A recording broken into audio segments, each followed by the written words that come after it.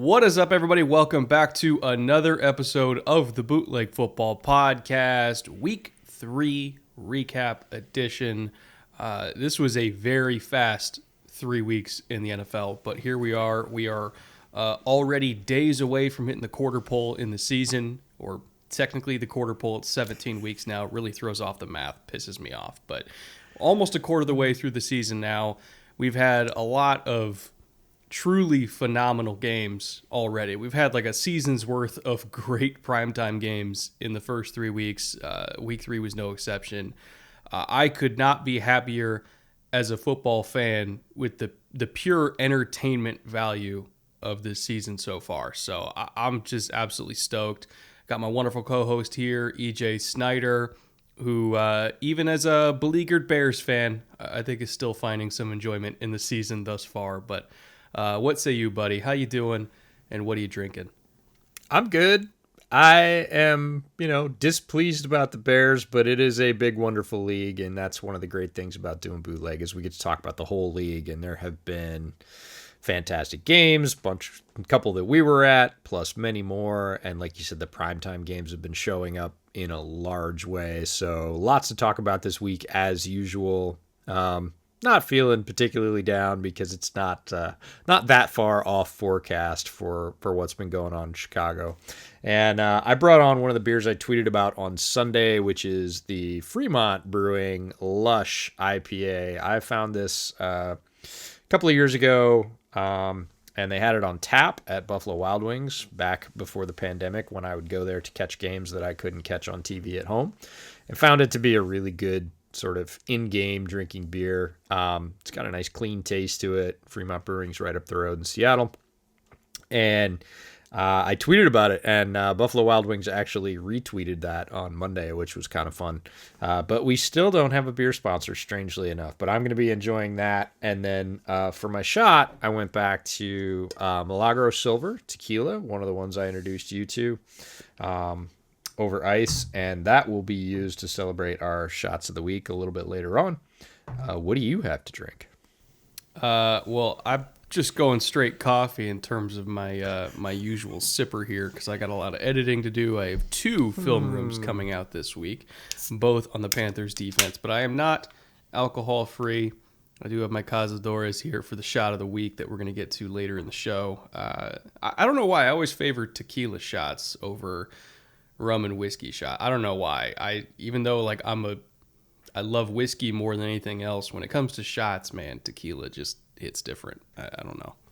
Well, clear alcohol, nothing wrong with it, but we've got stuff to talk about because this is one of the weeks we actually have folks that voted on Bootleg Shot of the Week last week, and then we have nominees for this week as well, and there were a ton, so we should get into it. Yeah, why don't we start with 3 up, and there's really no other game that we can talk about before we talk about that amazing Packers-49ers showdown. Packers jumped out to an early lead. They could not cover Devontae Adams, despite having a pretty banged-up offensive line. Aaron Jones had a nice day on the ground. Aaron was Aaron. He hit a huge slot fade early in the game. I think it was on a 1st and 10 for like 40 yards, and they were really running away with it. It was looking like it was going to be an absolute blowout. I was begging Kyle Shanahan to put Trey Lance in the game because I was like, you need something here. They finally got down to the goal line. They put Trey Lance in for a goal line run and then scored. Just clawed and scratched their way back into the game. Eventually got a couple key stops, some really big 3rd down conversions late in the game and a 4th down conversion late in the game. And then we got to the last roughly 2 minutes. And I don't know about you, but when I saw Kyle Juszczyk go in with 37 seconds left on the clock, my first thought was not the 49ers are going to win this game. My first thought was, oh my God, they left too much time. That's Aaron Rodgers over there. And there's nobody else, maybe in the history of the sport, that can do more with 37 seconds than Aaron Rodgers. What the hell are you guys doing? Lo and behold, Aaron marches right down the field. He and Devontae get a couple big chunks, kick a field goal, game blouses. It was both the most unpredictable and the most predictable primetime game I've ever seen, but also highly, highly entertaining. What was your initial reaction to really everything that we saw play out there? I thought it was going to be a long night for the 49ers early because the first pass that Aaron hit was that over the shoulder to Lazard, which he makes look so easy.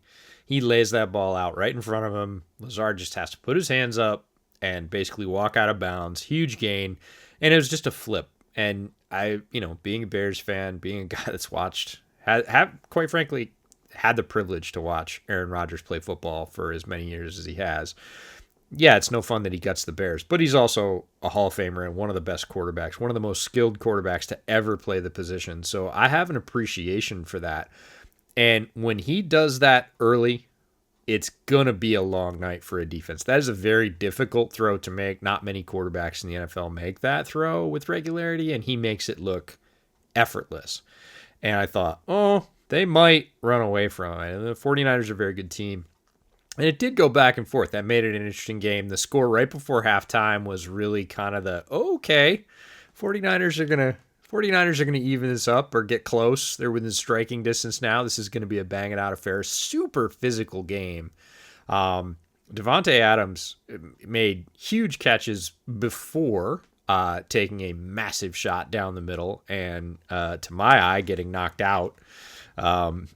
And took some other massive shots in this game. Huge punishment. Yeah, can we talk about how that was the quickest clear through concussion protocol ever? He missed like one play. Yeah, he was back before the series was over. Unbelievable shot. Jimmy Ward came across the middle, laid a good amount of shoulder and helmet into his chest, but also put the crown of his helmet, pretty much directly into Davante's jaw area. Not a scary looking hit, like for any player, but for a guy that's the best player at his position in the NFL and means as much as he does to that team, that was a pivotal moment. And the idea that he bounced right back out on the field. I mean, you tweeted about it. A lot of people were like, wait, what's up? How is he walking back onto the field? But not only did he walk back onto the field, a lot of times when you feel like concussion protocol gets subverted, and the NFL did come out today and say, oh yeah, everything was followed with concussion protocol, and I'm still like, oh really, in 35 quickly? Seconds? Neat. But a lot of times when guys in the past have returned that quickly from shots like that, they don't play well. They're not the same, right? They're still woozy, they say later, or for years guys have said, I don't remember the second half of the game. That was a very common thing, which is what the NFL is trying to get past with its concussion protocol. But Davante was sharp and made massive plays down the stretch, like that 37-second drive to get in range for the field goal. It's all Davante. Like, that's, he makes those catches. He gets them in range. Like, he didn't just come back. He came back and performed at, like, a heroic level. So, ended up being a really interesting game. But I, like you, when Juszczyk walked in and I looked down and saw almost 40 seconds, probably contrary to what everybody in Santa Clara was feeling, I was like, nope, you're doomed. Like, it's just fait accompli with Rodgers. I've seen him do it to the Bears so many times. Well, many teams, but the Bears especially. And I just knew, like, and I tweeted out after the game, wow, that hurts so much less when he does it to somebody besides Chicago. But I just knew, right? It was like they had no timeouts. It's 37 seconds. There's no way that should be a chance for the majority of NFL teams, but it's Aaron Rodgers. And I was like, nope, he's going to do it. And I watched him, and honestly, I wasn't at all surprised, right? He hit that first long pass over the middle, and I was like, yep. And as soon as that happened, I was like, oh, it's over. He's got 20 seconds to get like 10 yards. Like, it's done. Game. Everybody else is freaking out. And I'm like, I didn't even flinch. I was like, yep, that looks really, really, really familiar. Like, I have a callus against throws like that from, just watching Aaron do it so many times. Still, just an amazing contest, both sides.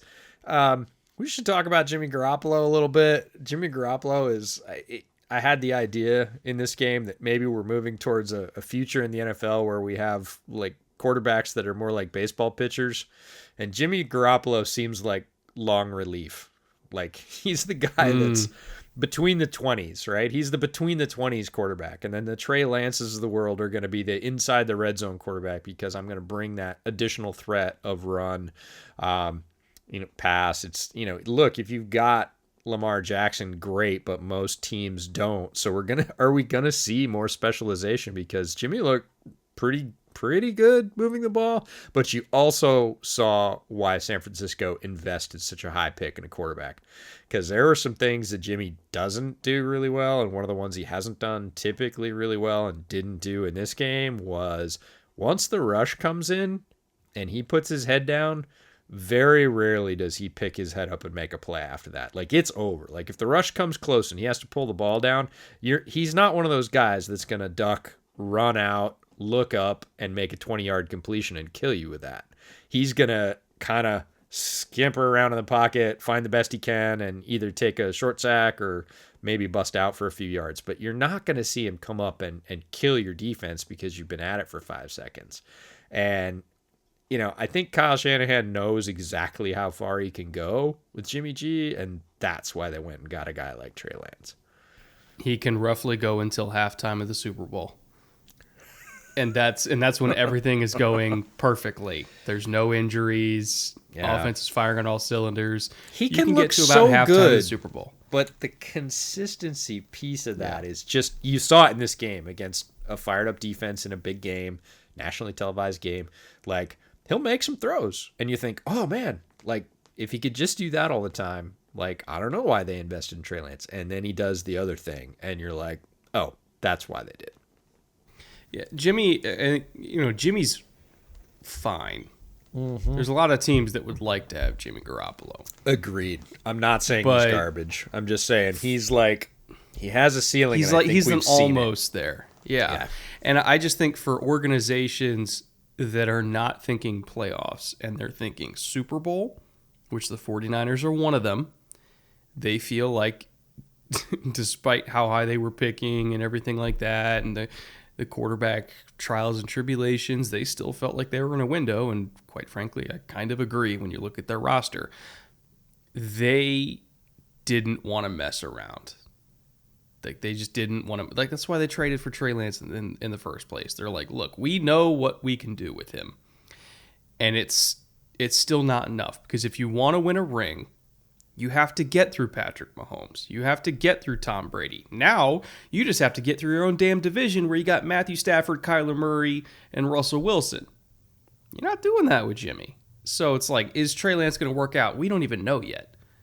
But we know what Jimmy is. And he's a guy who can almost get you there.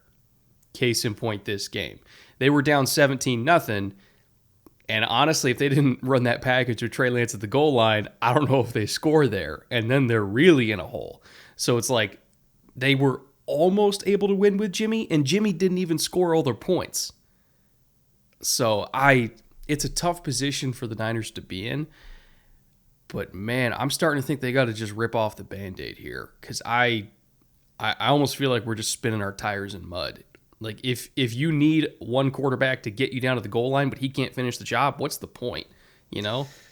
Well, that's the Shanahan approach that's really interesting this year, right? Is he's doing exactly that. And that hasn't been done in the NFL regularly for quite a while, right? It used to be a very common thing.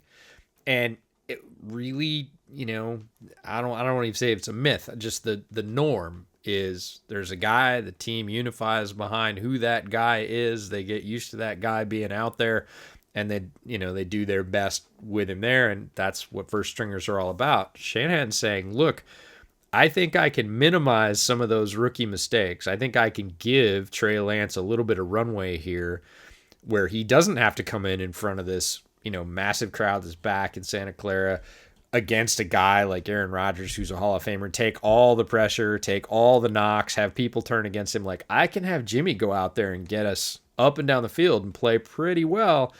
And then I can do the wild card thing at the end and say, hey, do I think this is going to be just enough for us to get a score right before halftime, keep us in the game?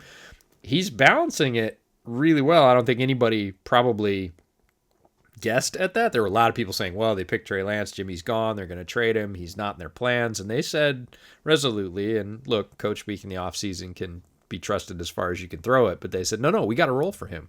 We're going to keep him. We're going to play him. And everybody said, no, you're not. You just picked the 3rd overall pick. And the answer is, for now, yeah, they are. They're going to use him in a limited role, and they know that they can throw a changeup, which might be enough to get him points. So it's this weird balancing act. But so far, Shanahan's been pulling the right levers. And, they were in the game until the last 37 seconds against a team playing well with a Hall of Fame quarterback. So is it enough? Enough is really tough. We're going to talk about Stafford in a little bit. We got to see Russell Wilson last week in person. That's it. The Cardinals are playing very well. We're going to talk about them too. Don't worry, Cardinals fans. I would say, yeah, Jimmy is the 4th best quarterback in the division, but Jimmy and Lance might be the 2.5, right? Somewhere between 2.5 and 3. So it's a weird balance for the 49ers, but if they tear it off, Trey's going to have to take what we're going to talk about in a little bit, which is the rookie lumps that everybody else is taking. And that means probably the 49ers fall out of contention. So he's trying to say, we'll keep it up until Trey's at a level where he can do that. And right now it's working. It's a weird thing, but what was your thought? I almost want 2 teams to rip the Band-Aid off at once and do a mutually beneficial trade. Because when you look at Big Ben with the Steelers, I'm sorry, if your running back is getting 19 targets in one game, you're screwed. Well, Ben just looks cooked. Let's just he tear looks that absolutely cooked. Cooked. And the Steelers roster's pretty good. Yeah, they have their problems, but nothing that's outright unfixable. The one thing that I think is unfixable right now is the fact that Ben can't throw and Ben can't move. So I kind of want, and this is not going to happen, but I was thinking about it, and I kind of want the 49ers to explore saving the Steelers from themselves and sending Jimmy to the Steelers. And, kind of unceremoniously old yellering Big Ben mid-season for the sake of saving the Steelers season. For the sake of everybody on the Steelers roster, because it's not pretty to watch. And then it just gives a clean way to just put Trey Lance in full-time. And you know what? If you fall behind in the NFC West because you're taking those rookie lumps, fine, so be it. You're in a tough division. I'd rather get it out of the way. Yeah, you have to do it at some point. You have to do it at some point because Stafford's not going anywhere. Kyler's not going anywhere. Russ is not going anywhere. You're going to have to do this again next year and try to survive this bloodbath of a division next year. Just get it out of the way. Help the Steelers, save them from themselves. Give them a viable quarterback so they can at least try to make a wild card run, which they very easily could, I think, with a quarterback like Jimmy Garoppolo. Again, is their ceiling a Super Bowl ceiling? No, but if they don't want to get absolutely wrecked this season, they'd probably be interested in that kind of move. And then, again, it helps the 49ers too. It's a move that makes sense to me. It doesn't even need to be a lot of compensation. It really doesn't. It gives 2 teams a clean transition that I think they both need a lot right now. Yeah, I could see the 49ers entertaining the idea at the trade deadline, right? Which is 1/3 of the way into the season, right? Because it's a few more games to get Trey up to speed. It's a few more games for the Pittsburgh faithful to go, okay, that's it. No more. We're not going to get any midseason heroics. Oh, they're already there. I know. But they're, Ben's been a fixture there. And I thought he was cooked at the end of last season. Anyways, sometimes I've said that about folks and they've bounced back. I don't think any bounce back's coming just because of all the mileage Big Ben has. But remind me later in the show when we talk about the Bears, because I too had an idea for a trade that will absolutely not happen, mostly because it's against league rules. But it would help 2 franchises at the same time. So we'll talk about that in a little bit. But let's get on to game number 2. Eagles versus Cowboys. this is one. I expected the Cowboys to win. I don't know if I expected them to win by that much. It quickly got out of hand in the second half. It was almost kind of sort of manageable for the Eagles in the first half. Like, they were down, but it wasn't like an insurmountable, deficit for them, because Mike McCarthy, for whatever fucking reason, didn't want to take time out with like a minute 40 left, and Peyton Manning was like shouting at him. Was it when Peyton just ragdolled Mike McCarthy for not taking a timeout? It's like, do you want to win this game? Like, what's up? And just that massive frustration. A lot of people talked about this on Twitter, and a lot of people have brought it up about the Manning cast. We're talking about Peyton and Eli Manning doing the alternate broadcast.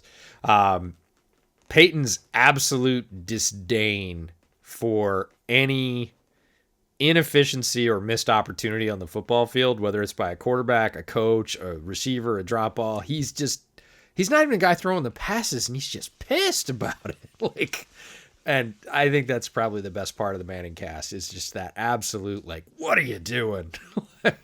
Anybody knows to take time out there. You can tell why he refuses to get into coaching, because he knows he's a psychopath, and he cannot handle normal human imperfections. Yeah. Like, he sees a drop ball, and you see he's like screaming internally. It's like he's reliving every missed opportunity in his own career. It's hilariously entertaining, but I also understand, Peyton, like, why you don't want to get into coaching and why you don't want to be a GM, because if he is put into a competitive situation where he's not the one on the field, he loses his mind. So, but it was great, and I just love that he was reaming McCarthy for being Mike McCarthy. And I remember I tweeted at the end of that game, and I was like, could you imagine how insane this Cowboys team would be if they had a John Harbaugh tier of coach? I'm not even saying like he needs to be Bill Belichick. Like, it doesn't need to be like a top 3 consensus coach. Like, give him a top 10 consensus head coach with that roster, with how Dak is playing, with how the defense is playing. Like, they put up 40-something points in that game. They should have scored 50-something. Yeah. Like, they had so many missed opportunities. It was so sloppy. The lack of even trying to score at the end of the first half pissed me off. It was such a dominant win for the Cowboys, and yet it was still a sloppy game for them, which I think is both a blessing and a curse, because it shows how good they are as a team, but it also shows that they still aren't even close to what they could be. And for the rest of the NFC, at least, I think that's a pretty terrifying thought. It is, and I think it's good for their coaching staff. Kellen Moore can go in and not pat everybody on the back on Monday or Tuesday and say, hey, great job, everybody, we scored 40. He can say, look, we left legitimately 10 to 13 points on the field pretty easily without our coach's decision about time management at the end of the first half. Just look at this play. Like, if we hit these plays, nobody can stop us, right? We're going to, on the offensive side, we're going to roll up somewhere between 30 and 42 points a game with regularity if we clean this up. So let's go to work and let's get this cleaned up. Good win, but look, wasn't the stiffest competition we're going to face all year. But we played well, but look, there's still this large margin. We're not talking about single-digit improvement here. We're talking about another 10% that we could tack on. And you're right. If they do that, if they keep working, if they keep their heads down and don't start buying into the success, they're going to be a tremendously difficult out. If they keep improving, we talk all the time about progression and whether or not it's linear. If they keep progressing throughout the first half of the season, I don't want to play them in the second half, because the offense is going to be just a tornado, and the defense is a lot better this year, pretty quickly than it was last year. And that's partially through player addition, and that's partially through player progression, and it's definitely through getting a coach that understands how to put more of those players in a better position more of the time. This definitely feels like, and maybe I'm speculating here, Kellen Moore's going to get offers to be a head For coach sure. somewhere. The Cowboys would be insane if they don't just do it themselves. Because he's really the driving force there. Like, it's very much a Fangio in Chicago type situation where it's like, yeah, one of the guys might get coach of the year, but it's the assistants that matter. Like, Dan Quinn has been amazing so far for them on defense in terms of turning them around culturally. And Kellen Moore, the things he's doing with that offense, like, the assistants run the show in Dallas. Like, it's very clear to me that that's what's going on there. And they can't let Kellen get out the building. They really can't. I don't think Jerry has any inkling that he's going to let that happen. I don't think there's any doubt in his mind. There's no doubt in a lot of people's minds. Like, McCarthy is a figurehead, and if you thought he was going to be a whole lot else when he was hired, you didn't watch the last 4 or 5 years of his career in Green Bay, because whatever he says about what he did on his year off, he didn't. He's the same guy, right? And he was not good. He really wasted a lot of prime talent in Green Bay for his last 4 or 5 years, and he's largely the same guy. And having that guy in the way of a guy like Kellen Moore is all the more egregious. I'm not advocating for a midseason firing, but like, keep him and his decisions pretty low, and give Kellen most of the reins. Call him assistant head coach. Do whatever you need to do. But yeah, after this season, I think it will be pretty clear if they continue on a trajectory and don't implode, because teams do all kinds of things over the stretch of the year. But if it keeps happening like it's happening right now, yeah, Kellen Moore's going to get offers, and the first one should be from the Cowboys. Before we talk about the Eagles, I also want to give a shout out to Terrence Steele stepping in at right tackle, who played a whale of a game, far exceeding my expectations. Probably far exceeding most Cowboys fans' expectations too. Especially when it comes to the ground game, like, he was moving people really, really well in the run game. Like, this is not an easy front for people to run on, as evidenced by the first couple weeks where, like, not even the 49ers could run on them.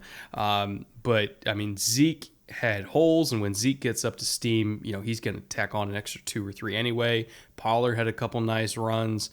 Like, this ground game was very, very effective, especially in the second half when they needed to be effective, and Terrence Steele was a big reason for that. So, golf claps to him for possibly playing the best game of his career so far. He really stepped up big for them. Yeah, that was probably the biggest surprise of the game for me, not Terrence Steele specifically, but we talked about the score and the fact that you said, hey, I thought the Cowboys were going to win. I thought so too, but the Philly defense is much better this year, and they were been knocking people around for the first couple of weeks. So I thought it's going to be a really physical game. Dallas's offense is probably the superior unit of the 4 major phases in this game, going against Philly's defense, which is their best unit right now. Like, that's going to be a war we want to see. The idea that they're going to roll up a 40 burger on that defense, I wouldn't have put folding money on that before the game. That was the biggest surprise, is how big they won against a team that's been playing very good team defense through the first 2 weeks. That sort of break in expectations was my biggest moment from that game. When it comes to the Eagles and Jalen Hurts, but the thing that really frustrates me is his biggest problem from last year is still his biggest problem this year, and he breaks the pocket way too quick, and he runs himself into situations that are very easy to remedy. And it's not that he's like scared of pressure. I just think he has so much faith in his own mobility, because he's always been one of the most athletic dudes on the field.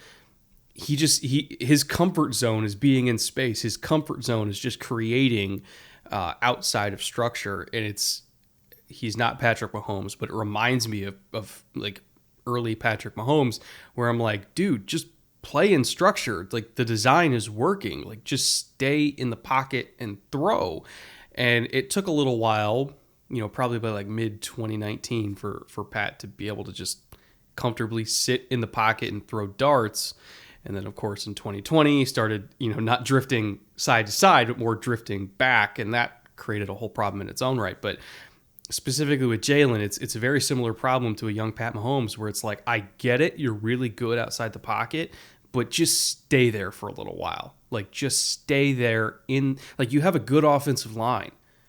You don't need to be, like, anytime you see a little crack running to daylight, like, just sit there and throw the damn ball. I still have faith in him and faith in his development, but by God, he's got to fix that problem, because it just creates so many more issues for him when he breaks the pocket too early. Reminds me of a different guy. Who's that? Reminds me of periods within Russell Wilson's career where he's done the same thing, right? And the complaint has been, Russell, you're running yourself out of good pockets. You're running your offensive linemen into bad positions that you don't need to. And again, you're good playing from the pocket, playing from structure. We've seen Russell Wilson with time. We saw him live, like, unleash a couple of moon balls. And guess what? Jalen Hurts is a really good downfield thrower from the pocket. He doesn't have to do it from rolling out. Like, he's surprisingly good. People underrate that part of his game. But you're right. I don't know that it's skittishness. It's just he's pulling the trigger a little bit too quickly to get out of the pocket, and then he's slow getting rid of the football. And there were a couple of those this week where it's like, okay, if you're going to leave the pocket, cool. If that guy's coming up in your face, you got to have a quick trigger. Either you're going to your guy or you're just going to whip it out of bounds, because that's legal and you'll live for another play. You won't take the negative play, which is really important for your offense, but he won't. And then he'll just eat it and eat the sack on the outside.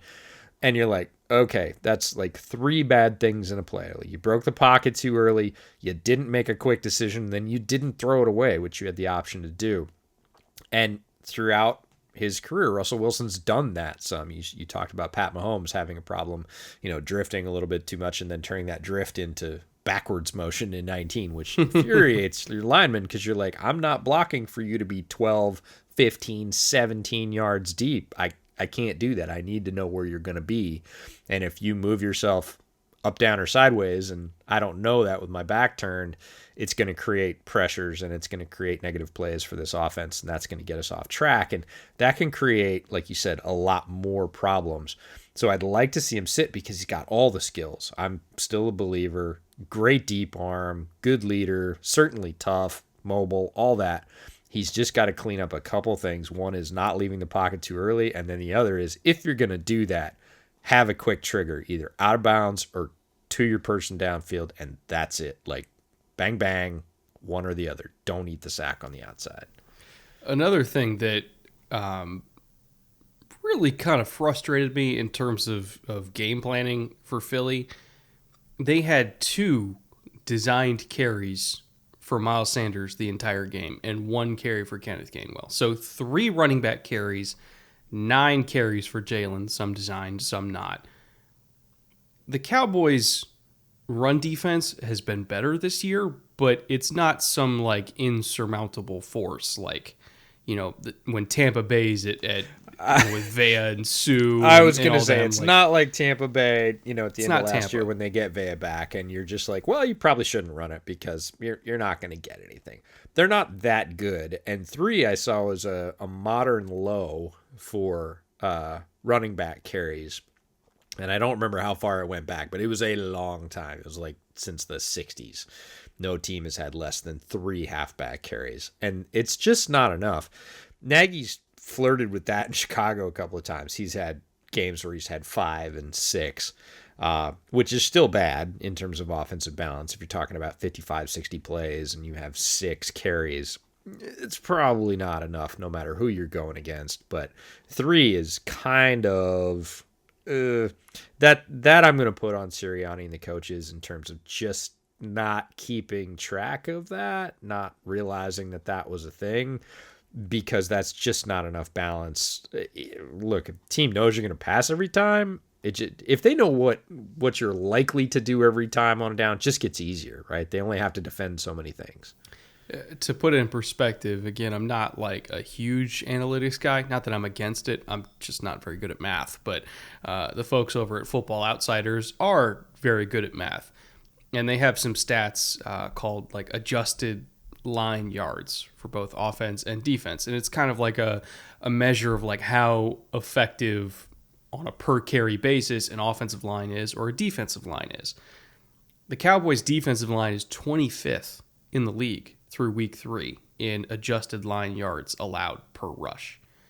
Like, again, it's not some insurmountable foe here.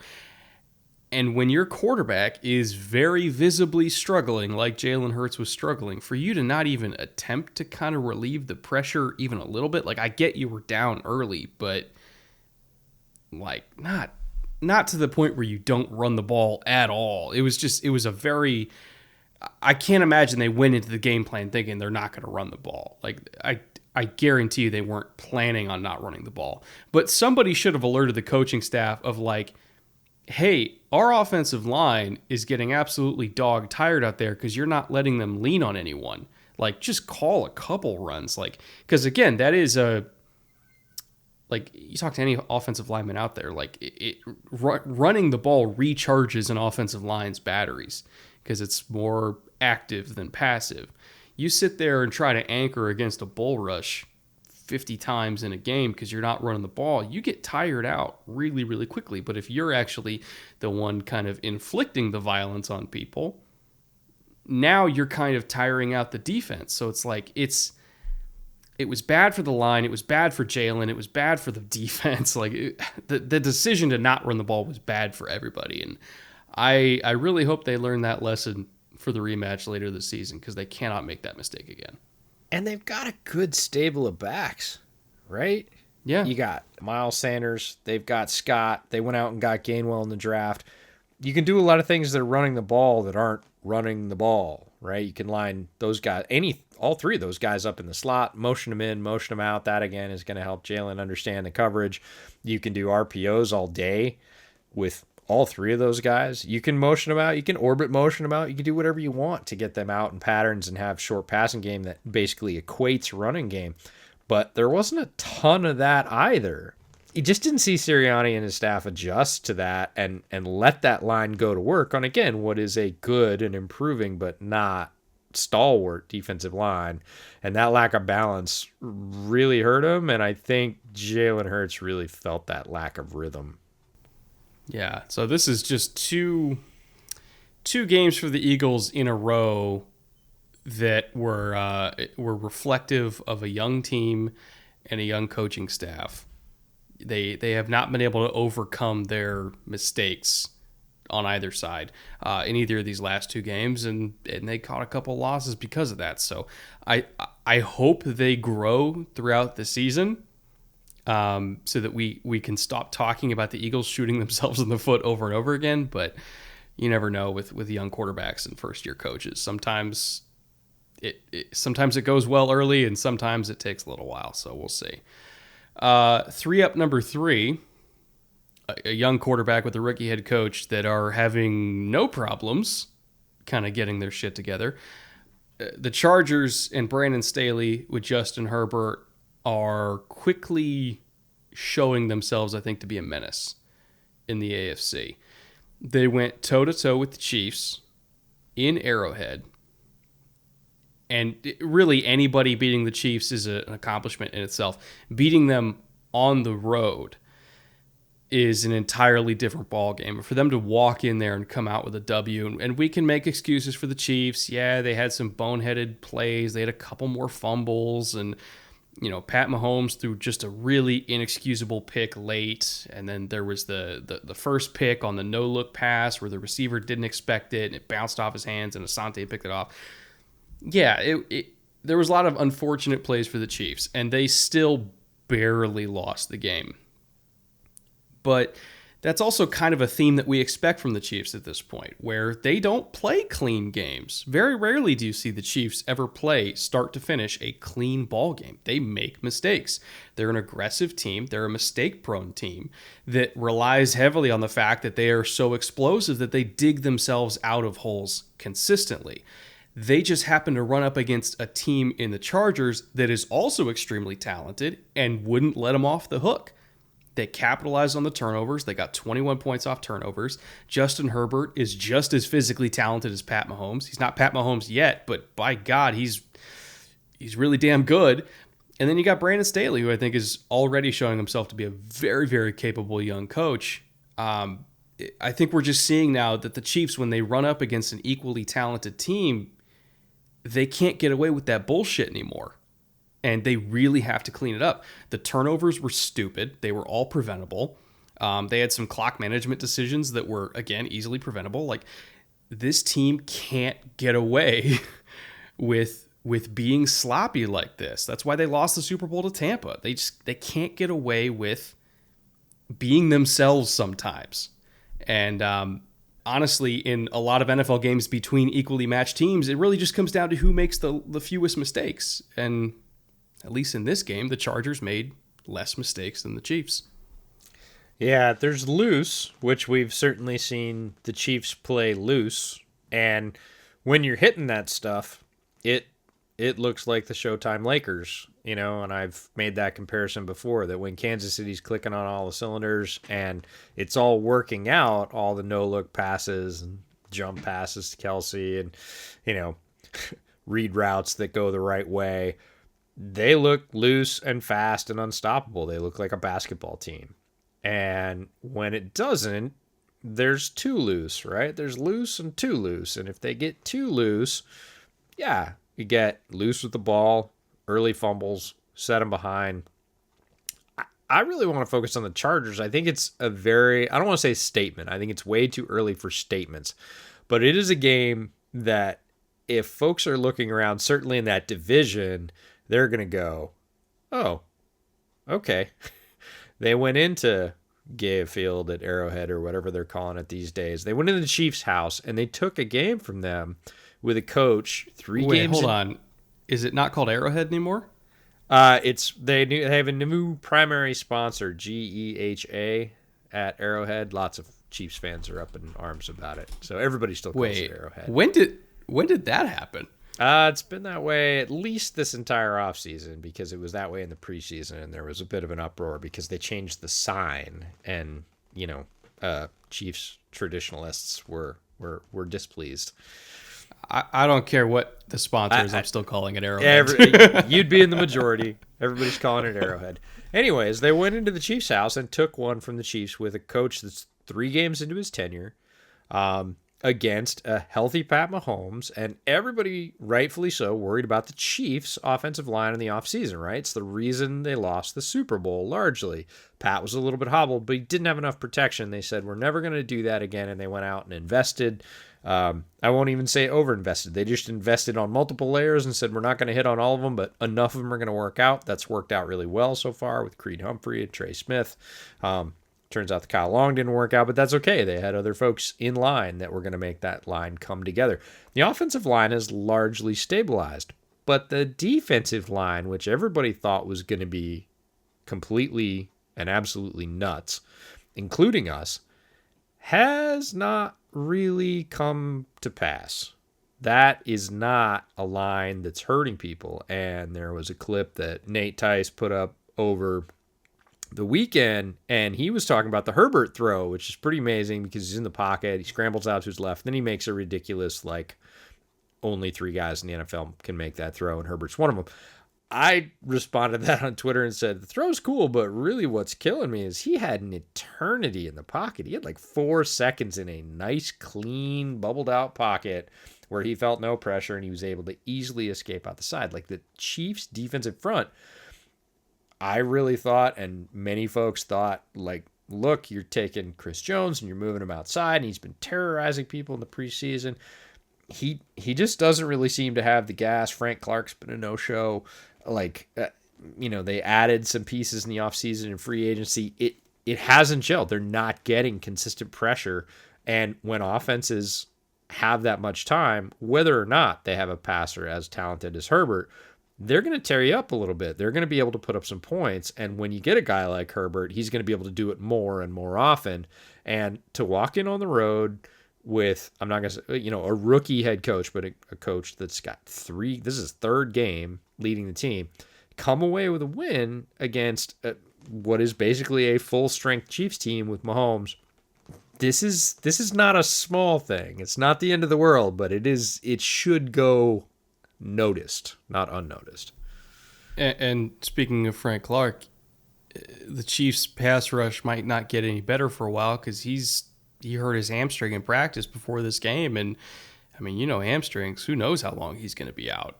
Like a strained hammy can be weeks, and so you're just relying on Chris Jones and a rotating cast of characters. Like, they have a lot of guys that I think are really like good run stoppers, and I think they're disciplined in terms of like running games and everything like that, but they don't have any other like true edge rushers other than, I guess putting Chris Jones outside every now and then. But if you only have interior pass rushers and you don't have any edge guys that can clean up the interior pressure, you might as well not have interior pressure at all.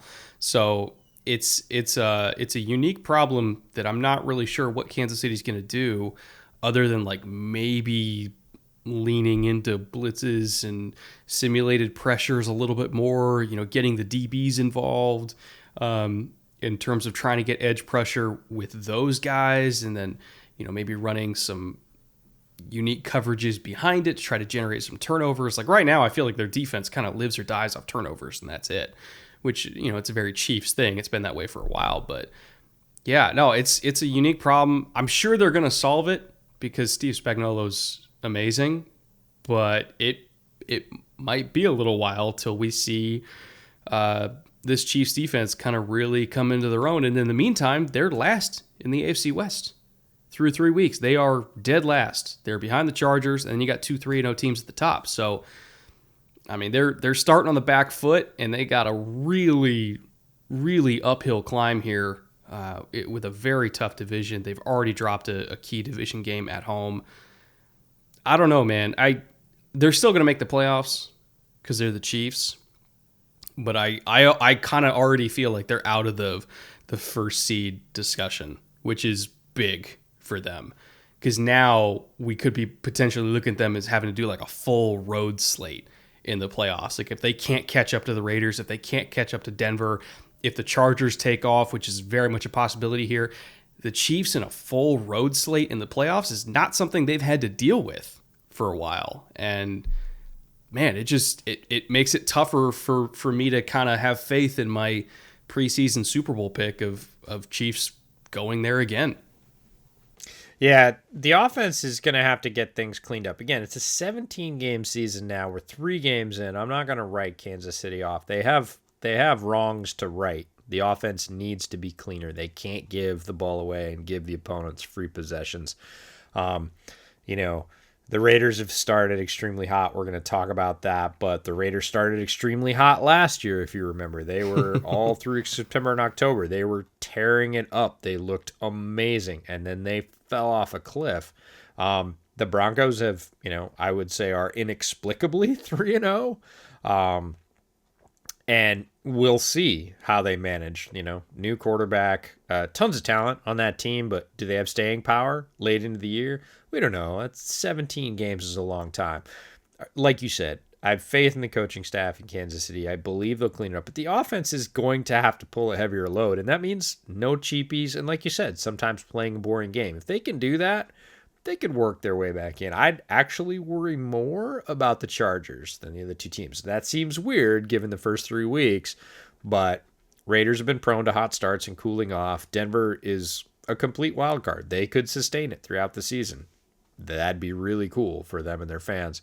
But the Chargers feel like more of a sort of stalking horse threat. It's just a threshing division. Like, you've got 4 teams that know how to play. And how many other divisions in football can you really say that about?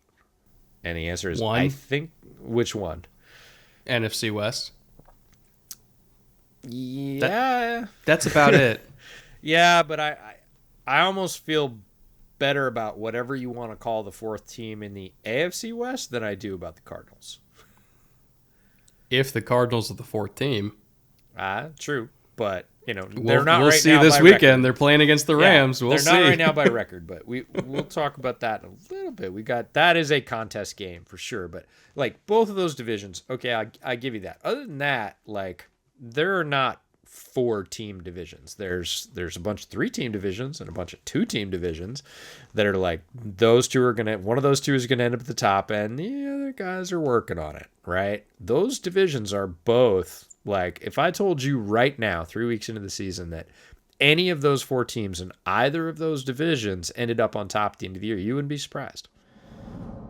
This week's episode is sponsored by Purple Mattress. Purple Mattress has been the most innovative sleep system on the market for over 15 years now, and it's all because of their own unique patented technology, the Purple Grid. The Purple Grid has over 1,800 open air channels to help keep you cool and comfortable as we kind of wind down with these hot summer nights and transition into fall. And also, unlike memory foam that remembers everything, the grid bounces back as you move and shift so that you never get that sort of I'm stuck kind of feeling like you do with memory foam. It's also highly flexible to relieve pressure on your body no matter your size and no matter how you prefer to sleep. It's a really awesome, innovative design, and once you try it out and you kind of see how it works for yourself, you'll really understand why so many people love it. So if you want to try it out for yourself, go to purple.com/bootleg10 and use promo code bootleg10, and for a limited time with that code, you'll get 10% off of any Purple mattress order of $200 or more.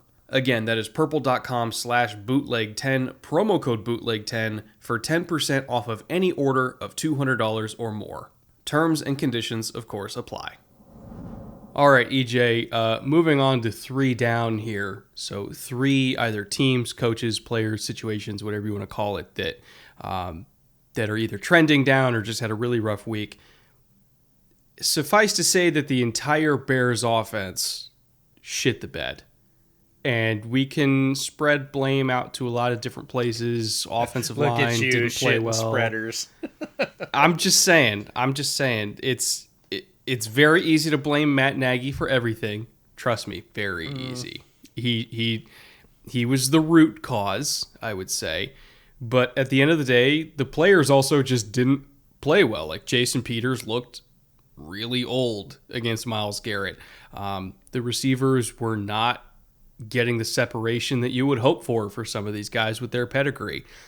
Justin Fields, he really did try his heart out, and I think, his post-game press conference where, they asked him what he saw on some sacks, and he was able to give very eloquent answers of look, I saw a 0, this is our 0 check, they dropped a guy, shit happens. It was kind of a nice change of pace from I gotta go watch the film. I'll watch the film, I'll get back to you, and then we never really get an answer. Justin was able to give a good picture in his mind of this is what I saw, this is what happened, and it made sense. I went back and watched the tape of the play he was describing, and I was like, yeah, I could see where his eyes were, I could see what he was looking at, and it was just shit happens.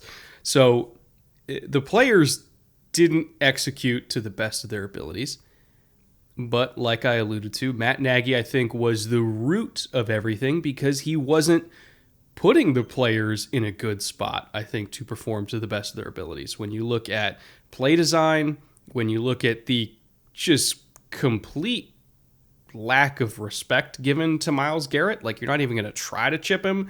They ran 60% empty protection, which this is not a front 4 that you can do that against. I'm sorry, you just can't. I know you want to get 5 out in the route, but too bad. You're leaving a tight end in, you're leaving a running back in, or Justin's going to die. And Justin got sacked 9 times because of that decision. Not enough bootlegs, not enough moving pockets, very little to no, even attempt to get Justin involved in the run game in a design standpoint.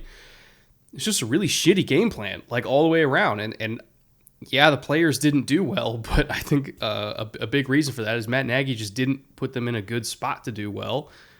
And there's been a lot of Bears fans calling for his job immediately. And man, it's hard for me not to join that chorus right now because I have not liked anything that I've seen from him in the first 3 weeks, and I have zero confidence it's going to get better.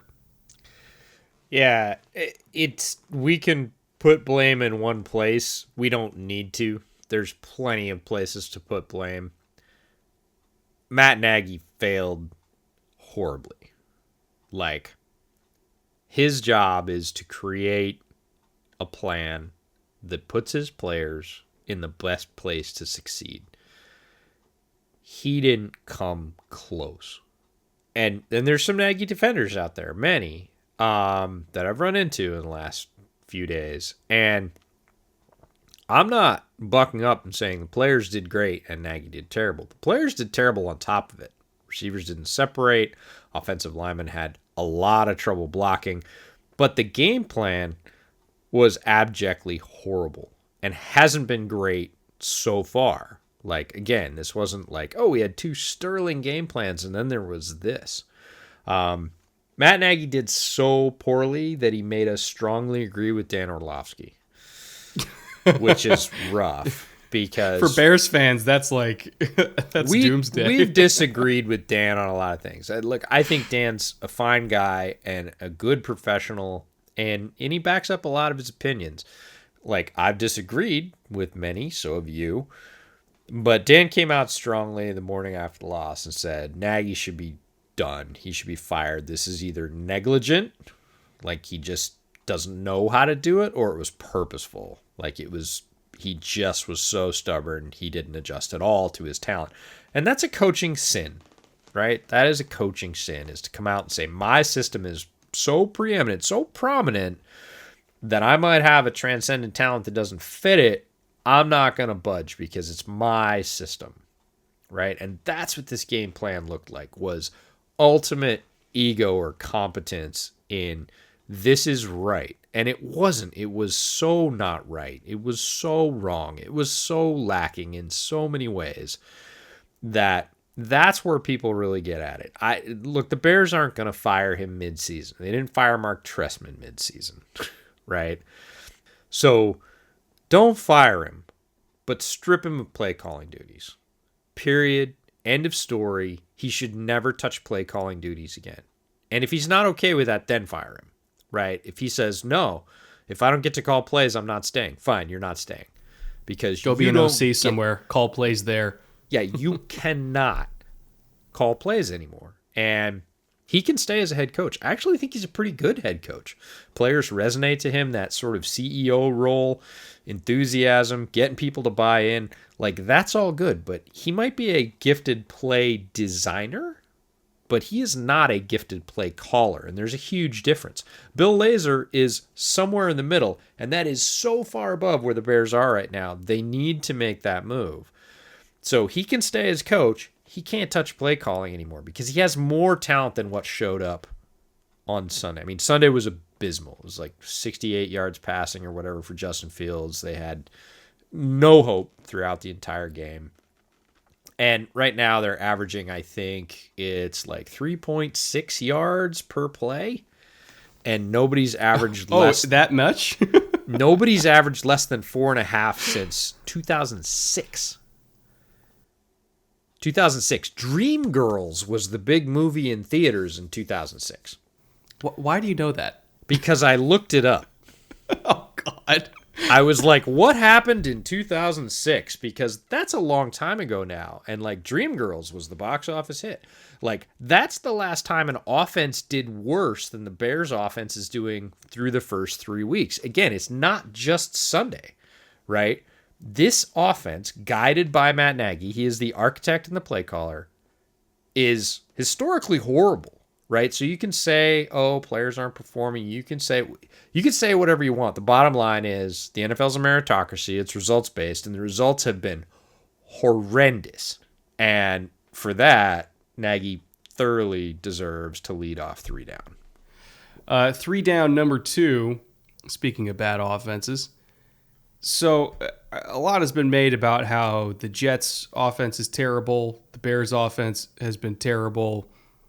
We're not talking enough about how much Atlanta has struggled. I know they just won. So what, they're 1-2 on the season. I'm double checking the schedule as I go. Yeah, but 17 points was considered a good offensive performance for them.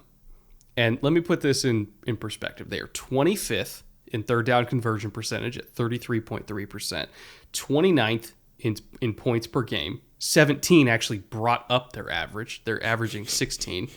Never a good sign. Never a good sign. 5.9 yards per attempt from Matt Ryan, which is 29th among starting quarterbacks. He is the second lowest average depth of target in the entire league at 4.6 yards. That's ahead of who? Only ahead of Andy Dalton, by the way, which says a lot. Andy's at 4.2. But Lamar Jackson's like almost tripled that at 12.3. Like it's like they're playing a different sport. They just do not stretch the field in Atlanta because they can't. Like they literally cannot pass protect long enough to do more than quick game. That's all they can do. And they can't run the ball well enough to really set any sort of like effective play action up. Like they really, knowing Arthur Smith, what they really want to do is like the wide zone, the bootleg stuff, but their run game sucks so much because they're 28th in rushing yards per game and they're 23rd in yards per carry that these backside defenders don't respect the run game at all. So they're just chasing Ryan on boots and he's getting sacked that way too. Like the entire offense, and it starts up front, let's be honest. Like that's honestly, I think the main cause of it. It's not like the system's bad. Arthur Smith didn't just suddenly forget how to call an offense, but their offensive line is so bad that it's dragging down the entire rest of the team, and they're just not functional. Like they're not functional at all. And I almost feel bad for Matt Ryan because we know he's not a bad quarterback. It's Matt Ryan. And Calvin Ridley's not suddenly a bad receiver. They can't block anybody, and they're paying the price for that. It's really horrible, and we're going to have to see how much pivot Arthur Smith has in him. And, when I say pivot, he's going to have to go to a system that is not his preferred system because his preferred system worked really well in Tennessee, like well enough to get them deep into the AFC playoffs. And it was based on a line that could maul people, right? Tennessee offensive line is a bunch of beaters. Like those guys are used to, like you said, leaning on people, run blocking for Derrick Henry on the regular, and beating people up. And Atlanta's line is not that. And so Arthur Smith and his staff are going to have to continually kind of look at this thing as they go and say, what can we get away with? What can we pass protect for 0.7 seconds for and actually throw? The biggest stake in my heart of this entire thing is watching Calvin Ridley slowly morph into Allen Robinson. Right. And realizing that he just can't get targets, and a supremely talented receiver going, oh God, what happened here? We were just good. I was right up there, almost leading the league in receiving. We got this hot shit offensive coordinator as a coach, and the wheels fell off. So Arthur Smith and his staff are going to have to rotate something to something because again, Matt Ryan doesn't give you a whole lot in, say, the RPO game. He's not that kind of mobile, and you don't want to expose him to those kind of hits at this point of his career. So, can you get into a dealing quick game and have him deal to 1 of 4 targets within 2 seconds or less so that he doesn't die? So they're going to have to hardcore reset at the quarter-ish pole here and go, what can we get away with? And not get Matt Ryan killed, and start producing some small gains and hope they turn into bigger ones, because we had our sights set up here, but the reality is, we had a champagne and caviar budget, but we're really talking about some Bud Light, and that's what we have to work with. Now, 3 down, number 3.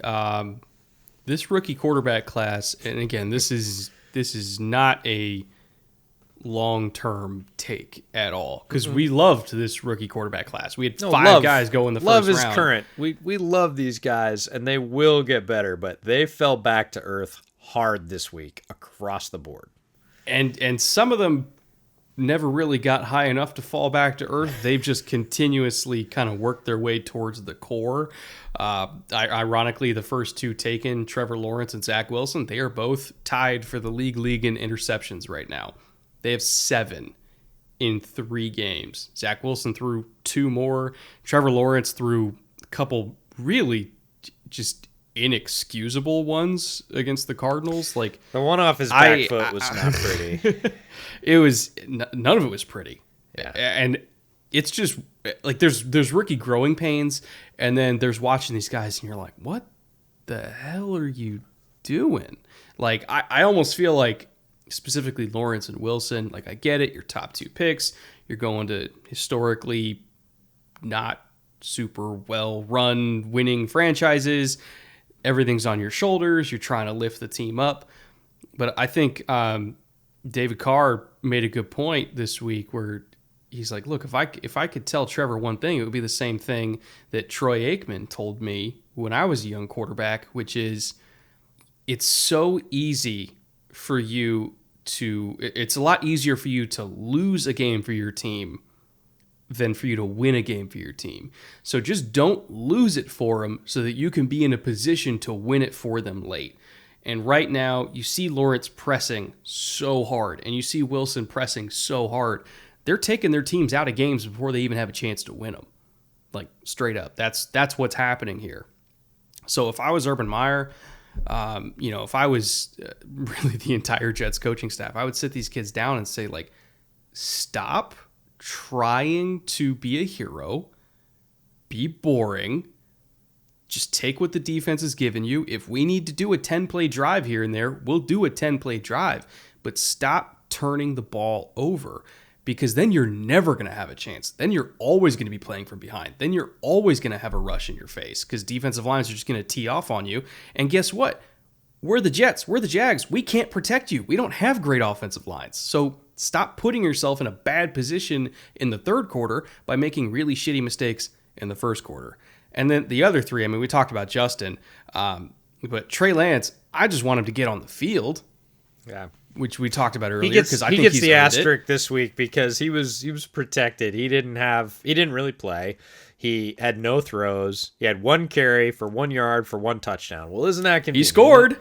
It is a very nice way to put a shine on him at home in front of all the fans and say, look, we did a good thing. Now, back to the sideline, rookie. We're going to give the ball to Jimmy.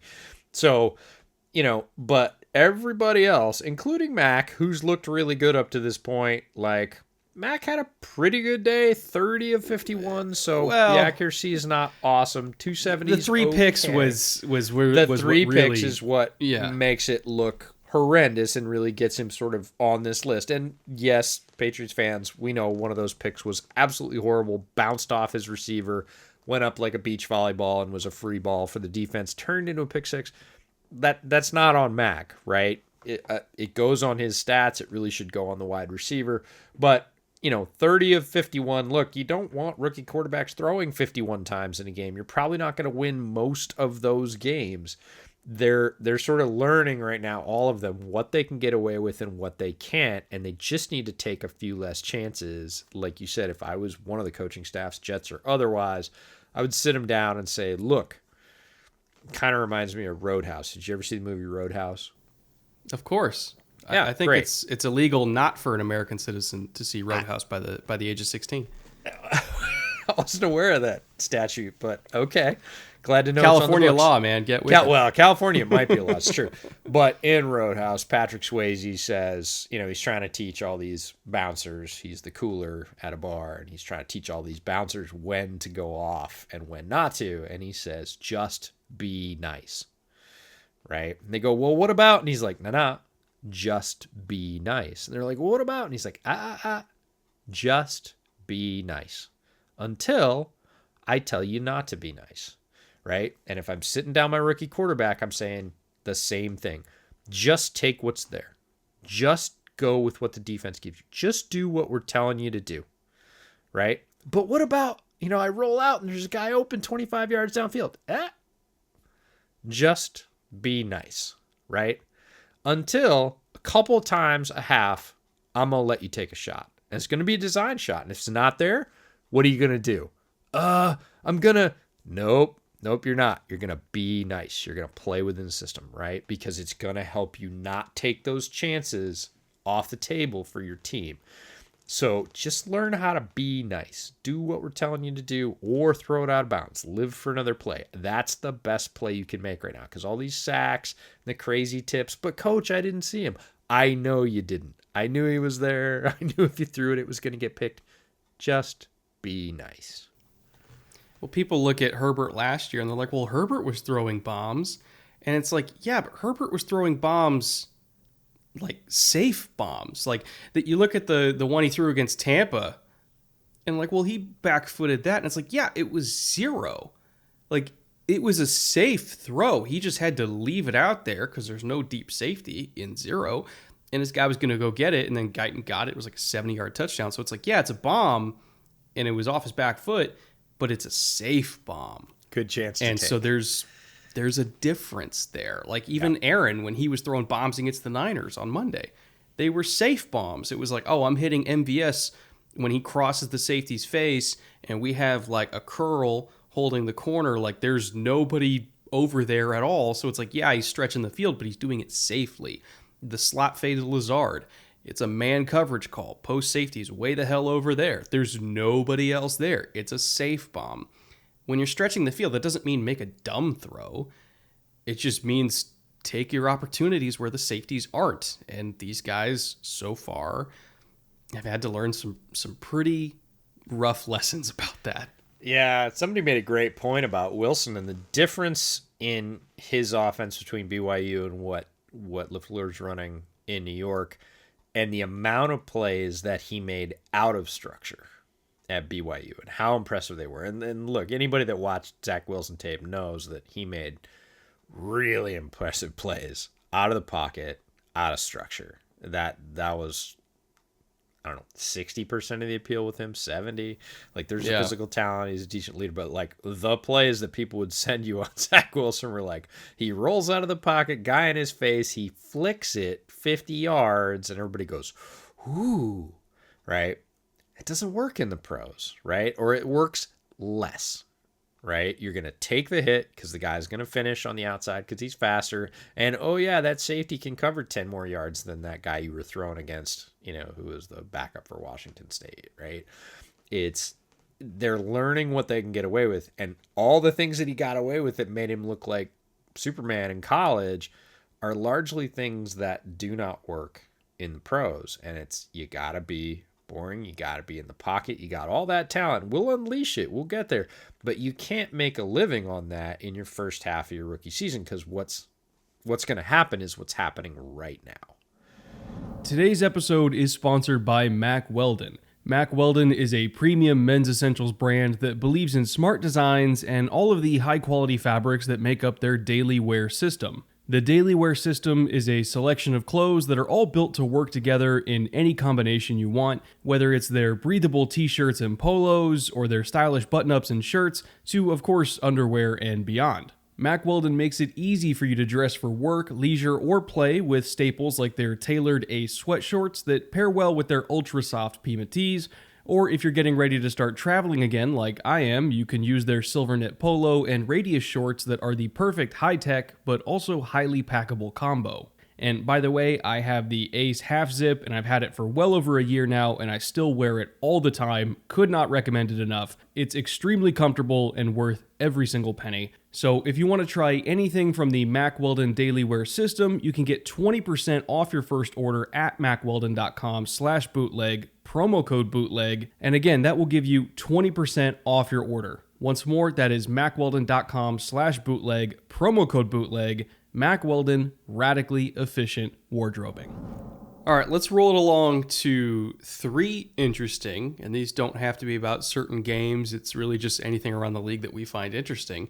And 3 interesting, number 1 is the return of Josh Gordon to the National Football League. He signed with the Chiefs this week, and potentially the return of Richard Sherman as well. Took a visit to Tampa Bay. As of the time of us recording this, there's been no offer or agreement or anything like that, but Tampa needs corner help. They've taken some injuries there. Sherman's a highly respected veteran.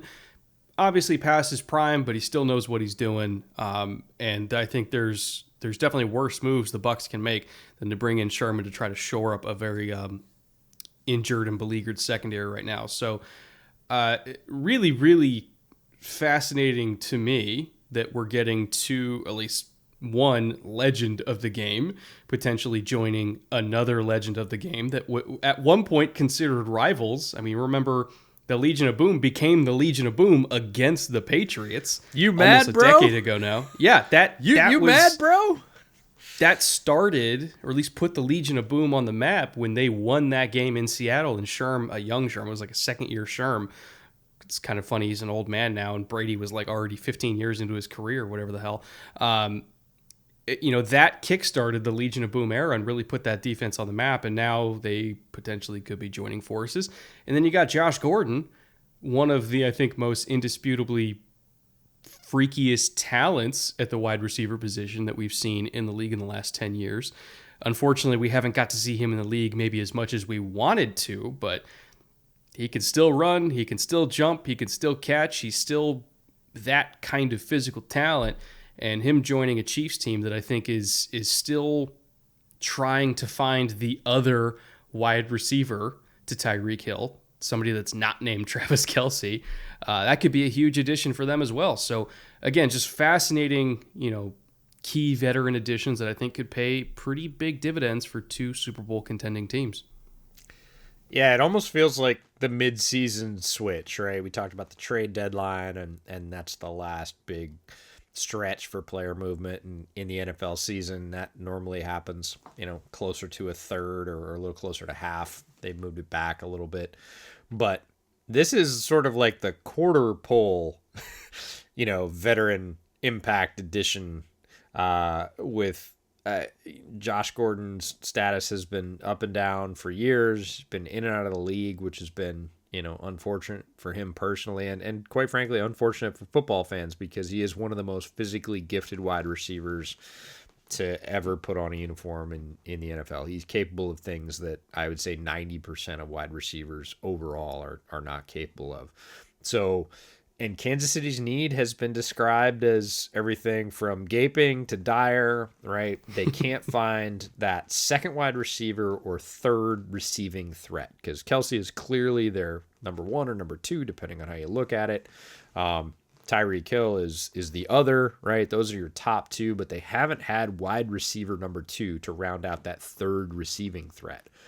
And if Gordon can stay healthy mentally and physically and stay on the field, he would provide them with a more than adequate option to fill that role. Now he's on their practice squad. He's got to get up to speed. They eventually intend to sign him to the main roster, the 53, if he manages to do that, or when he's ready to do that, I should say. The Sherman news is a little bit more late breaking, but come on. Like, here's a guy that, doesn't have all his physical gifts, but is physical, very smart, one of the smartest corners in the league over the past 10 years. And I would honestly say ever. Like, if we're really, in terms of people that know the game of football, Richard Sherman he's in that conversation easily, like without question. So it kind of fits perfectly into the way this Bucs team is loaded with veterans, with Brady helming it. Brady could be his mirror image on offense, right? Guy that studies really hard, fully understands, is hyper competitive, knows how to take advantage of every advantage that's presented on the football field. Like it's kind of a perfect fit theoretically. And, Tampa has need, and if they can get him, it's going to be a really solid addition. Look, don't ask him to run with Tyreek Hill all the way down the field. That's not what he's going to be good at anymore. But does that mean he's not going to be effective in a large percentage of football situations that he's placed in? Nah, he's still going to be able to get it done. He's incredibly savvy, and, as long as he's healed up, again, mentally and physically, and stays focused and on the field, which all the indications are that he is that way now, like, that could be a really big swing for Tampa. You know what's ironic, too? Antoine Winfield Sr.'s last team was the 2013 Seahawks. He shared a training camp with Richard Sherman. He retired at. He didn't make final cuts, but he was there all offseason with the Hawks. Signed in April. Was there with a very young Richard Sherman. This was prime LOB years, and then rode off into the sunset that season. I think it would be very interesting to me to have a young Richard, play with Father Winfield, and then potentially maybe right off into the sunset himself playing with his son. It's, how can you not be romantic about football? Sometimes just... No, that one's fun. Those connections are tremendous. And, it's a little bit early. It's week 3 to be having sort of big impact storylines about, additions and roster movement. We had another trade as well, which could end up being a big deal.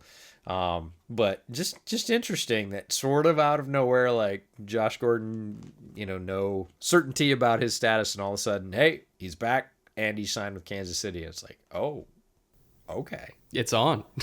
Yeah, like potential it's on for sure. 3 interesting number 2. We are kind of starting to see the wheat separate from the chaff. The cream is rising to the top. I think, the first 2 weeks in the NFL, we kind of feel out these teams. Okay, what are they? Who's bad? Who's good? Once we get to week 3, that's when it's like, okay, this is a trend now. Like, very few teams are accidentally 3-0, and very few teams are accidentally 0-3. That's why the percentage of 0-3 teams making the playoffs is like 1%. Or something astronomically low like that. And the percentage of teams that start 3-0 and miss the playoffs is also very low. Usually, just because of how hard it is to win in the National Football League, if you can do it over and over and over again, you're probably a pretty good team. So these teams that are clicking after 3 weeks and establishing a trend of being really good, you got the Rams, the Raiders, the Bills, the Broncos, the Cardinals, they're all looking really, really strong. And the teams that are struggling, that we mentioned a few of them, the Jags, the Lions, the Jets, the Colts, the Bears, the Steelers, the Falcons, like none of those seem like fake bad teams to me. They all seem legitimately bad. The one wild card team off the top of my head that I can think of where I'm like, okay, maybe their record isn't really legitimate is the Vikings, because they're like a missed field goal and a Dalvin Cook fumble away from being 3-0. But other than that, like most of the teams that have the record that they have right now, I think is pretty well deserved and pretty indicative of who they're going to be this year. Yeah, we talked about the first couple of weeks of the NFL season, and we talked about this multiple times on our directly preseason podcast, that don't trust the first couple of weeks. Definitely don't trust week 1. Probably don't trust week 2, but now you got to start trusting it at some point. And week 3 is really that coming out of the fog period where you sort of stick your head up and look around and go, okay, what's up? Rams are playing great football, and the Matt Stafford trade looks like the missing piece. McVay looks like a pig in mud. He's so happy, right? Children listen to this show, EJ. I get constantly reminded about my cursing, and I'm like, I can't control it. He's charging around, right? He can't control it. He's so excited. Raiders 3-0. And again, like I said, last year they looked extremely strong through the first half of the season. Everybody said, this is it. They've turned the corner. I'm really going to sort of hold my wagers on the Raiders until second half of the season. Bills, again, a little bit of a rough week 1, stabilized, started clicking it off, made adjustments. They look like the Bills. Broncos, a little bit surprising. I don't think anybody had the Broncos as undefeated, but the Teddy addition's been good, and, they're holding strong. Cardinals have put up a bunch of points. Their strength of schedule, not tremendous, and they have their first kind of acid test coming up. They're going to play in division. We're going to see how good they are this week. That's a big game for them. Struggling Jaguars, we've talked about it. Urban Meyer, he's having his, welcome to the NFL moment every week. He said, it's like playing Alabama every week. He's not wrong. Lions, we knew they were going to struggle. They're struggling. They've had some good plays, but they're not racking it off. Jets, there was some hope that they would instantly accelerate from where they've been for years. Going to take a little bit longer than that. I could see them being very good in the second half. Bears, we talked at length about. Steelers, boy, you got some talent. That comes there. down to Ben. You really have to fix the quarterback position. Their offensive line has to play better too. Let's be completely honest about that. They're not doing a great job. Some of that's on the quarterback in terms of how quickly he's getting rid of it or not. And then the Falcons are sort of lost in the wilderness right now. They're gonna have to find their compass and figure out a slightly adjusted identity for this season if they're gonna make any waves at all. Historically bad. Yeah. Three interesting number 3, and this was just a weird fucking story. This was so much fun to wake up to. I was like, I'm sending this to Brett. He's not awake yet, but he's gonna wake up and be like, "What?" I mean, fuck? you see the tweet, and you're like, "No, he did what?" To who? So if you haven't heard, Lyle Collins, Pro Bowl caliber right tackle for the Cowboys, he got suspended. I think it was like right after week 1. He got suspended for 5 weeks for something marijuana related. If I remember correctly, he was missed 7 tests. That's what it was. He missed 7 tests, and he had some reasons for missing a few of them. Like one of them was scheduled on the day that unfortunately the Cowboys strength and conditioning coach passed away. He missed that one. He had another one supposedly on the day of his uncle's funeral, so he missed that one, which is totally understandable, by the way, to me. But for some reason, the league, said, "Hey, you missed 7 tests. We're going to suspend you for 5 games." The NFLPA worked with the NFL to appeal it down to 2 games. And here's where it got really messed up, because apparently Lyle Collins didn't want to miss any games, and allegedly, according to reports from Adam Schefter, tried to bribe the neutral arbitrator, I guess you can call him, of this suspension when it was being negotiated on appeal or whatever. He tried to bribe this person to just get rid of the suspension entirely. And so then, even though it was agreed that it was going to be 2 games instead of 5, that person then bumped it right back up to 5 games, which cost him even more money. So the lesson to be learned here, kids, is if you get caught doing something bad, but you weasel out of 60% of the punishment, just take that as a win. Just take the win and move on, because now he's missing 5 game checks instead of 2. Yeah, I compared this to the John Fox challenge, and fans of the Bears will remember that John Fox challenged a play and ended up with a worse result, right? It was a fumble that went I remember the end that zone. game. Yep, it was terrible. It was like, no, don't throw the flag. Don't throw the flag. Oh, you threw the flag. Now they're going to look and see that they actually gave you the benefit of the doubt, and they're going to reverse it, and it's going to cost you points. You just cost yourself points for the challenge. So this is the John Fox challenge of his own negotiated suspension, that he was down at 2 games and then, doubled down and didn't win and lost spectacularly. He's going to lose a large portion of the season now, which is a big deal because NFL players don't get paid every 2 weeks like you and me. They get game checks, and when you cost them game checks, that's it. That's the real money. That's why you see holdouts and everything else in the preseason. But when it comes down to regular game checks, very few people are willing to miss them, because that's it. That's all your money. Yeah, this one was wild. Continues to kind of be wild, and at this point you just kind of shake your head and you're like, okay, 7 is a lot. I realize the testing can be fairly rigorous, but 7's a lot. The NFLPA, your labor union, basically went to bat for you. They got this reduced. You could have wrote out a couple of games, a little bit of rest, never a bad thing. He'd be back next week, by the way. Yeah, never a bad thing for an offensive lineman to get a little bit of rest, and instead you go, nah, and they go, fine, 5. And you're like, no, I thought it was 2 or 0. And they're like, no, 5. And you're like, but I shouldn't have done that. And there we go. 5 games. Don't do that if you're playing along at home, kids. Why don't we get to the bootleg shot of the week? We had a lot to choose from. Yeah. Big week last week. Big week of hits. And, we put it to a vote down in the comments of last episode. You guys all voted for Grant Delpit coming off the edge and disintegrating Davis Mills on impact, forcing a fumble. Great hit.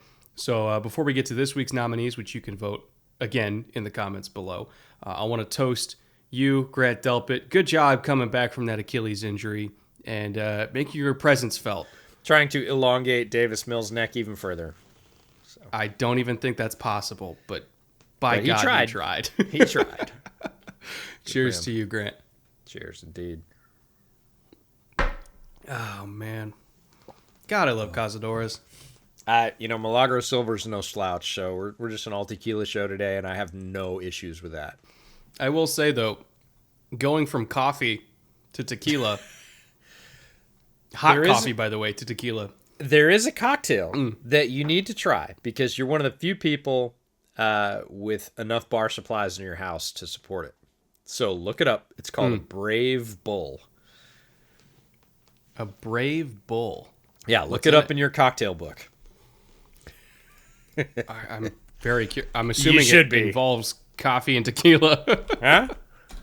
Oh, here we go. It's like with the first result. Okay, Brave Bull cocktail. I'm going to read this off just because I'm fascinated by this. 2 ounces Blanco tequila, 1 ounce coffee liqueur. Oh, I have both of those. Uh-huh. That's not hard at all. No, it's an easy cocktail to make. Mr. Black. Yeah. Okay, I'm going to try that for the next show then. Yeah, it was a cocktail that I never tried until I went to a friend's house that had a bar, and it was late at night, and I was like, well, I would never pay for this, but since it's here, I think I have to. It's interesting. I'll leave it at that. It's interesting. I have 3 different coffee liqueurs, so I'll have to try it a few different versions. Of course you do. So, I know. All right, but this week we've got shots. So last week, obviously, Grant Delpit came away the winner. There were a lot of hits this week, and just a quick reminder on the rules for Bootleg Shot of the Week. We're not here to see anybody get injured, and if they got a flag on it, look, I realize that NFL officiating has been a little bit overboard this year on flags. If they get a flag, we're largely not putting it in here. If somebody gets injured, we're definitely not putting it in here. If somebody gets knocked out, sorry, out of the running. Not happening. We want good, hard, clean hits. The one hit that was kind of on the line this week that we didn't include was Gronk's hit. Terrell Lewis hit Gronk coming across the middle, hit him in the ribs.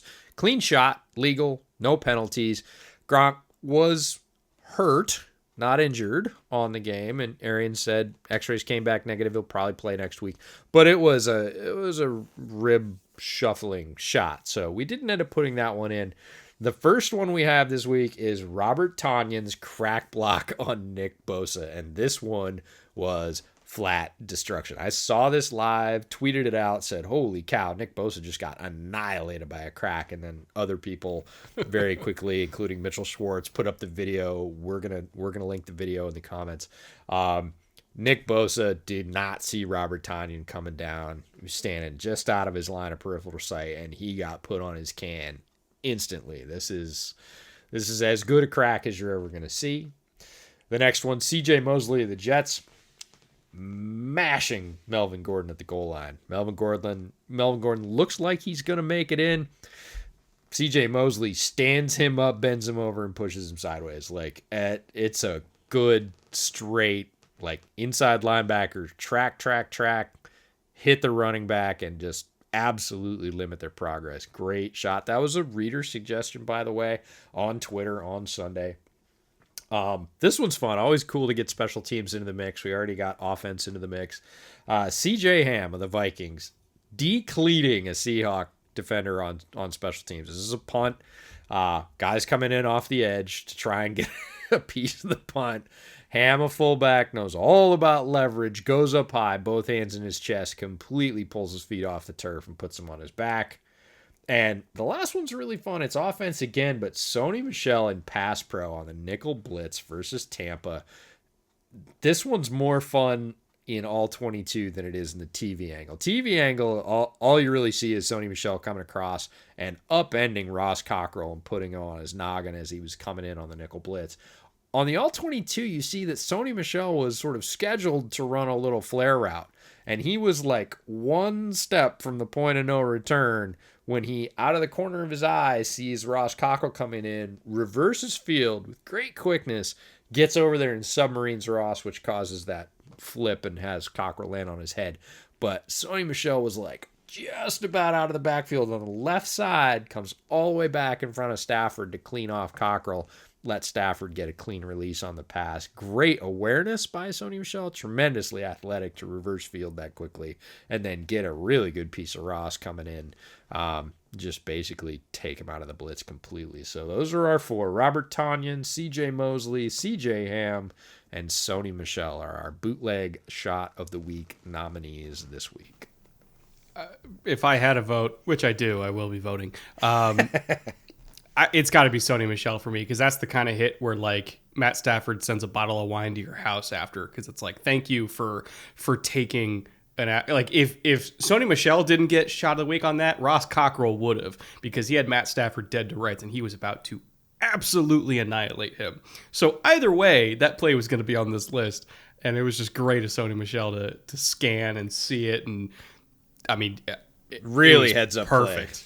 Play. Really heads up play. Just a good football play. The kind of stuff that the coaches play in the film room on Monday morning to the entire team and gives props to a guy for. Yeah. Just awesome play. Why don't we get to our week 3 watch list to wrap this up? The 3, technically 4 games that we're most excited for this weekend in terms of like just pure football matchups that I think you and I can agree that we cannot wait to watch. Cardinals-Rams, because we want to see, okay, who's for real in the NFC West. You know, kind of sorting out the top dog in that division is of utmost interest to me. Panthers-Cowboys, because I really want to see this Panthers defense go up against the Cowboys. They are on a historic pace defensively. And by the way, fun fact, just the Panthers' run defense alone is pretty crazy. They're only allowing 45 yards per game.